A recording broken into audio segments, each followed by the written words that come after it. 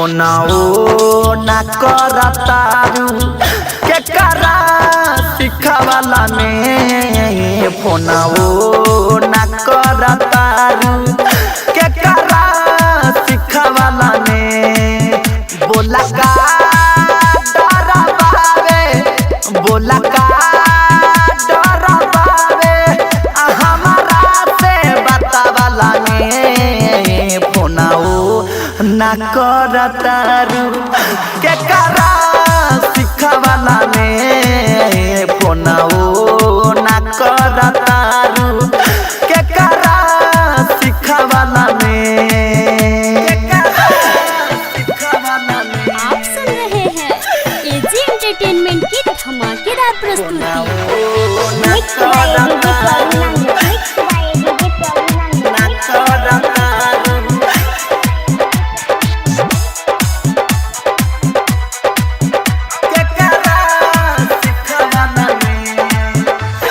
सोची के मनवा पागल भइल जाता हमारा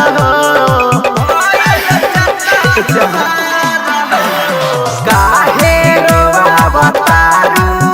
बोलाया सुआ के धारा हो असुआ के धारा हो बड़का गलती हमसे भइल बड़का गलती हमसे भइल आ दिलवा मिलावाला में फोनाओ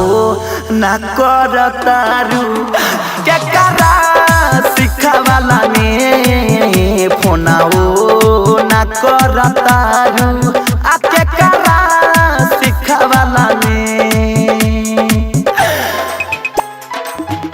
के करा सिखावाला में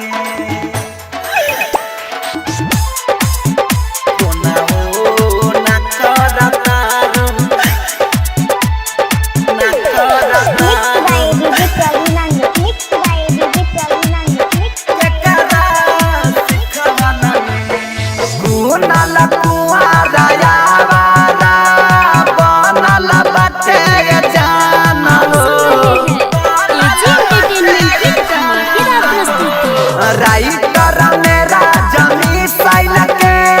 निकले लागल परान हो निकले लागल परान हो आ बोला का खुश रहबू आ बोला का खुश रहबू आ हमारा के रोवावाला में फोनाओ ना करतारू आ के करा सिखावाला में फोनाओ ना करतारू आ के करा सिखावाला में बोला का डरा बावे बोला का डरा बावे हमारा से बतावाला में फोनाओ ना करतारू के करा सिखावाला में फोनाओ ना करतारू के करा सिखावाला में। Recording studio Lakhaura, contact number 880987 72904।